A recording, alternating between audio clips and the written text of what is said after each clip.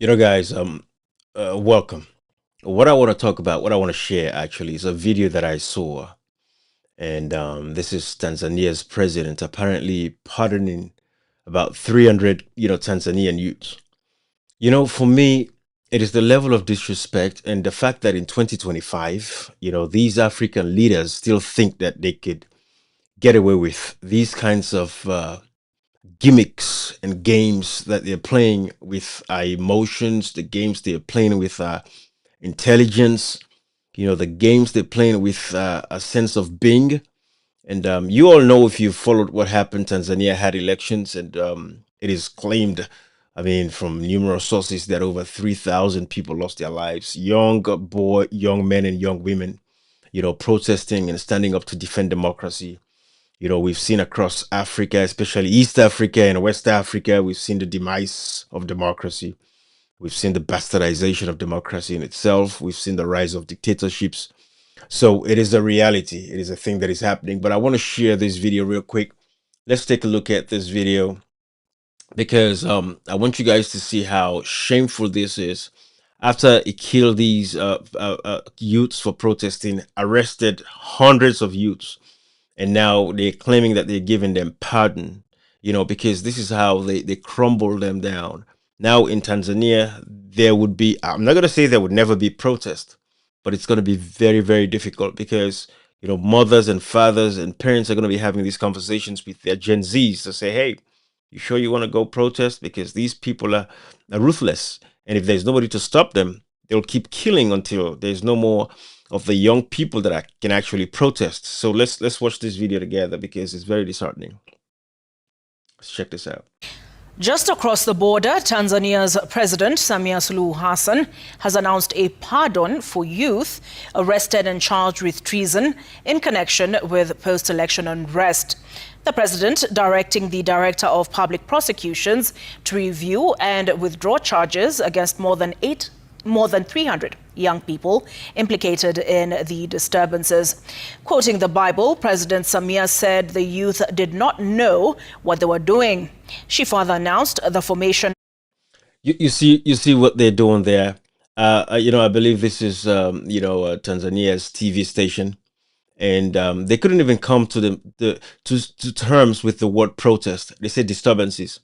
So now when the young people protest because they are standing up for what they believe is the right thing that should be done, locking up opposition in jail and not allowing them to compete, and you will receiving 80, 90 something, 98% of the vote. That is a real definition of what dictatorship means. And now she's coming around and pardoning 300 and claiming that the Bible, that they did not know what they were doing, when consciously they know what they did to these young people that they killed, the ones that have lost their lives. We've heard about mass graves in Tanzania of dumping these bodies. So, but let's continue listening to this and then I'll... of a commission of inquiry to investigate the deaths witnessed in the election protests. Here now is Citizen TV's Ben Kirui. She used the opening of Tanzania's 13th parliament to revisit the turmoil that followed the country's recent elections, outlining fresh measures aimed at restoring peace and unity, including the formation of a commission of inquiry to probe the deaths of hundreds. Natoa pole kwa familia zote zilizopoteza wapendwa wao, na tunaomba Mwenyezi Mungu kama tulivyoomba awapumzishe kwa amani. Serikali imechukua hatua ya kuunda tume ya kuchunguza yaliyotokea, yani inquiry commission, ili tujue kiini cha tatizo. Addressing 393 lawmakers who punctuated nearly every remark with applause, President Samia spoke of approaching the post-election period with a reconciliation in mind, announcing a pardon for individuals arrested and charged with treason for allegedly taking part in the election violence with intent to disrupt the polls. Ninavyoelekeza vyombo vya sheria na hasa ofisi ya mkurugenzi wa mashtaka kuangalia kiwango cha makosa yaliyofanywa na vijana. So guys, you see, so that is the reality of what is actually happening. You see the members of parliament applauding after they killed so many young people for standing up and defending democracy. So what we see across Africa is that even oppositions now, pretty much somewhat are joining hands with these dictatorial, ruling governments to take away and strip away the rights of the people of Africa. So we see members of parliament in that parliament. I mean, 393 members of parliament, and they're all, you know, uh, just, I don't know if they are applauding or just stomping on the table, but it sounds like they are applauding her because she came out and said she's going to pardon all of the youths that were involved in the protest. Well, they call it disturbances because that's what it is. So this is a systematic, approach, in the 21st century to stifle free speech, stifle protest. And for a lot of these countries, I think it's time for them to evaluate and say, hey, do we want to even keep protesting in our constitution?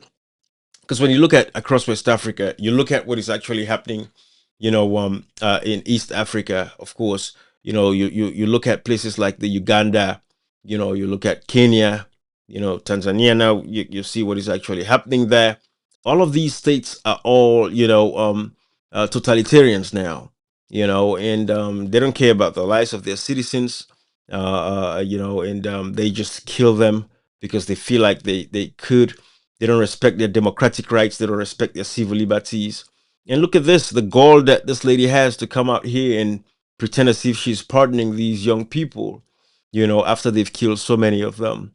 But again, that's where we're going. And that's why we're going to see the rise again of, coup d'etats across Africa. It's going to happen. Unfortunately, though, what has been happening in recent times, because even the military, in these African countries have been bought and paid for, due to tribalism.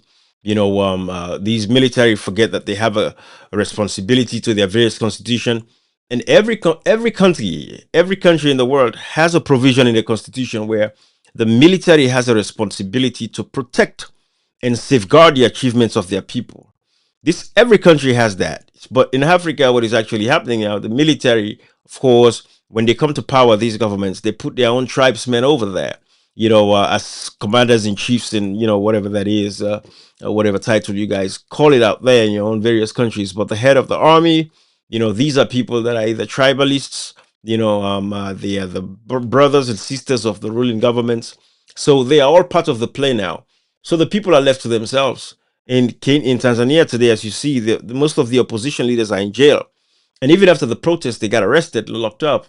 So that is what is actually happening. So African youths, I say to you, don't give up. It's difficult. Everywhere is going to be difficult. You cannot run away from your problems. You cannot run away from these leaders. You are a lot more than them.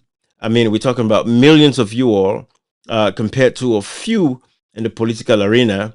I mean, I know they use thugs, they provide weapons for them and all that stuff.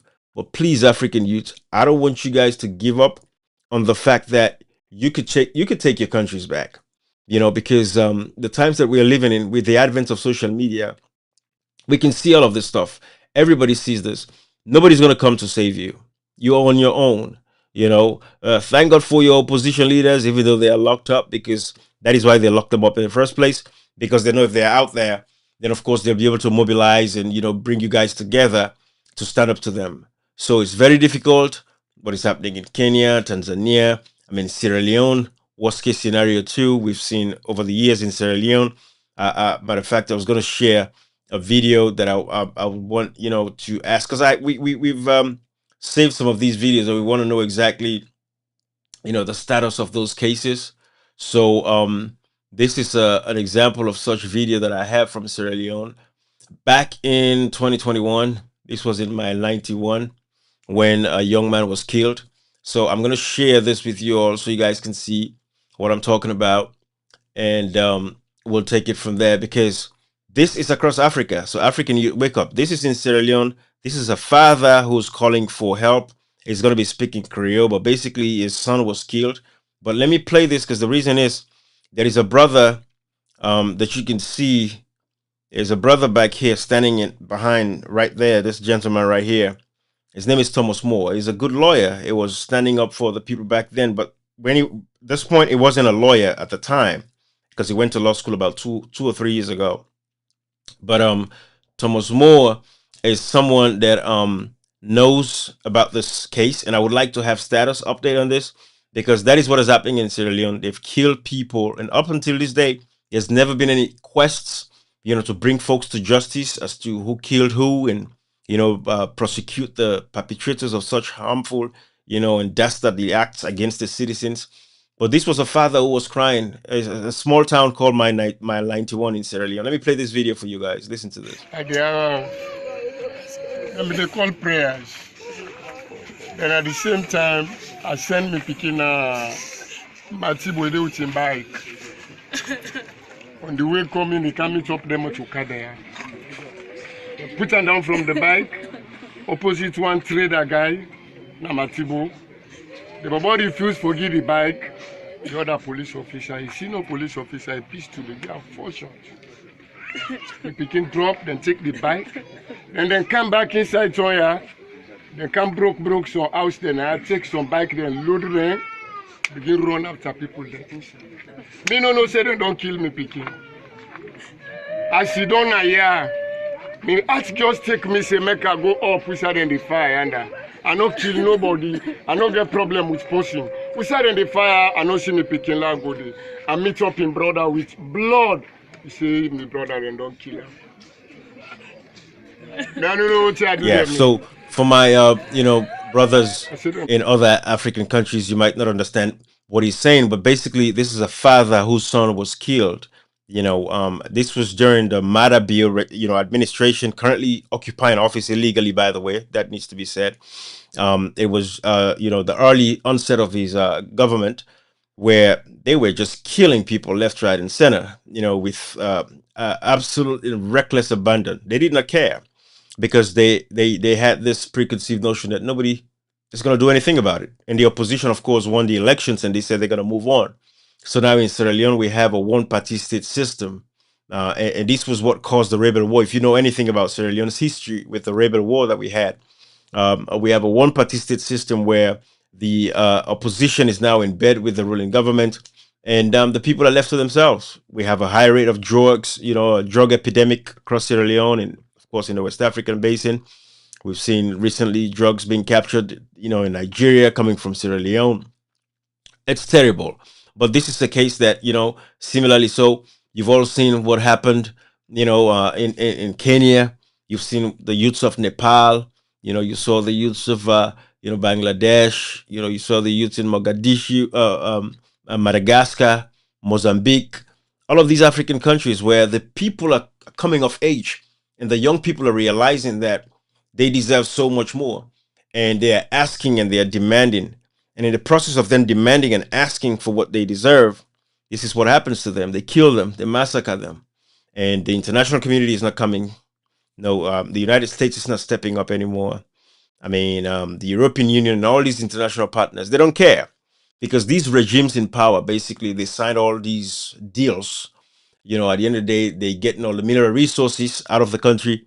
They don't care. They get the diamonds, the gold, iron ore, whatever we have, ilmenite, all these stuff that we have as natural resources. They're taking everything out of the country, so they don't really care, And nobody's coming to save Africa. Only the people of Africa, are going to save themselves. And we've seen the young people really making the effort, but they're being crushed. And we've seen, if history teaches us anything, it's what history has taught us is the fact that, when the governments fail their people, the military fail to stand up, there's going to be rebellions and there's going to be uprisings. And we're going to see people taking up arms and ammunition against the state, to free themselves off of these despotic leaders, these totalitarians, these authoritarians. That is what is actually going to happen. And that is why, again, I say to African youths, keep doing what you're doing, keep standing up, keep mobilizing yourselves. You can free your countries. But it's so sad that the president of Tanzania claims to pardon, that she's pardoning, the youth that were arrested because they were protesting, rightfully so. You locked up all the opposition before elections, and the people came out of protest and say, we did not vote for you. There's no way you can have 98% of the votes. This only happens in Rwanda. It's nowhere. Anywhere you hear somebody saying they have that much votes, it's got to be a problem somewhere, man. Come on. And we know in the case of Tanzania, that was virtually absolutely impossible. But what did they do? They killed the youths, and now she's giving them pardon. You know, listen to this real quick. Kwa wale ambao wanaonekana walifuata mkumbo na hawakudhamiria kufanya uhalifu, wawafutie makosa yao. Quoting the holy book, she said that as the mother of the nation, she believed the more than 300 youth involved were driven by political excitement rather than any intention to plunge the country into chaos. Natoa msamaha huo kwa sababu. You hear the language she's using? Now she's been remorseful. You know, after she saw the killings, they saw the killings. Now she's acting all remorseful because this is the play. You know, she's acting for ECOWAS, she's acting for all these organizations. This is just a play. This is a concert. You know, because that is what they want to see. Oh well, you know, she is very remorseful, or she's taking action. She's calling for investigations, but we know it's not going to go anywhere. You know, this is just pure advantage, taking advantage of the young people, taking advantage of the youths, and you know, to just strip them of every power that they have left. This is what they're doing. And so it's going to be very hard now for people in Tanzania to stand up and resist these people. You know, we'll see in the next 5 years or so across Africa, we're going to see the rise of rebellions. That is going to be a fact. You know, we're going to see the rise of young people taking up arms and ammunitions against these various states. And it's going to be very bloody because the people are not going to be, you know, very polite with their approach. They're going to be very strategic with what they're going to be doing, you know, to these folks that are responsible for the demise and the killings of their brothers and sisters. So again, to the African young people, you know, keep doing what you do, stand strong, don't be phased. You know, you cannot run away, you cannot go anywhere anymore. I mean, internationally, the immigration systems across the world, it's not, you know, it does not favor Africans anymore. In my next live, I'll talk about that and how our brothers and sisters are getting locked up. Now you try to make it through to Europe, you get locked up, and they find highlands or places where they can just drop you off. I recently heard of a situation of a lady from who's a Sierra Leonean that was dropped off in Ghana. You know, some of our brothers, Sister Fadima Savage was the first person that I saw that was talking about the lady. I don't know much about the story, but you know, of course, Ghana, I know they signed a treaty with the United States that they would only accept West Africans. So, of course, Ghana is accepting West Africans that are deported from the U.S. So, you know, Australia, they're making arrangements with some other highland somewhere, you know, to all the African migrants that are in prison because they don't have space for them anymore. They want to send them to this island. They've signed like a $400 million deal with Nauru, a small island off the coast of Australia there. So we see what is actually happening. There's no place for you. There's no hiding place, you know, overseas anymore. Life is difficult out here as well. People are going through difficulties, you know. So fight for your countries. Stand up to these leaders. Don't let them win. And I say this again to African youths: if you are going to be protesting, remember this: don't go light. If you know you're going to be protesting, don't think you're going to go protest, putting on your slippers, and you know you're just going to protest and run and come back home, and that's the end of it. If you're going to protest, you guys are going to organize yourselves. You should know what the end goal is. You shouldn't go home until these leaders leave and flee their countries or their positions and you guys take over power. We saw it in Nepal. It happened in Nepal. If it happened in Nepal, we could do it too. Because they know that when you guys come out to protest and I mean, it's tough because I'm not there. I'm not in your shoes because nobody wants to lose their life for your rights. And you're protected by the Constitution. The same people that should protect you are the ones killing you. But remember, they are there to kill you. So if you're going to protest, know that when I leave my house, I might not come back, and be prepared for what's going to happen. But this is their last ditch efforts to make sure they silence you guys because they know now that the people have a voice, and they know that the people are educated, and they know the people are informed, and they know the people know their rights now across Africa. So that is, you know, what they're doing. You know, and they're trying to quell, you know, whatever uprising you guys come up with. They're gonna give bandits weapons, and they're gonna go after you. They're gonna kill you all. That is what they're doing. It's sad, you know, for Africa because if anything, we want to have a stable democracy, and we want to believe that democracy is the power of the people, for the people, and by the people. and that the voices of the people matter. That is what we want to see for democracy. But across the world now, there's been a sharp increase in, dictators, and they have no respect for the people anymore, and it's a very sad state of affairs. But it's the reality of what is actually happening. So I just want to share this with you all because we have this Tanzanian president coming out and pardoning Tanzanian youths for protesting after they killed them, locked them up, and now she's acting as if, oh, she's a very kind woman who's just giving them pardons because they did not know what they were doing. They were excited. No, they know what they're doing. They're clever. They're sensible. They know you're destroying democracy. That's why they stood up to you. That's why they stood up to you. And what you did, you killed them. You gave the authority. You gave the command. You allowed the killing of Tanzanians, just like most of African, countries. We see the violence in Uganda. Bobby Wine and all these people are going through the same hardships. This is what is actually happening. So, guys, so brace yourself, everybody.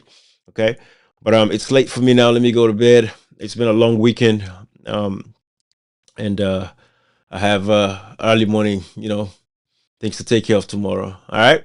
Bye bye. Let me know where you're watching me from. Watch this video in the comment section. Just put your country, and I'll be happy to, maybe do a video in your country. Okay. All right. Bye bye, brother Lamin. Thank you, man. Have a good night. Okay. Take care, brother. All right.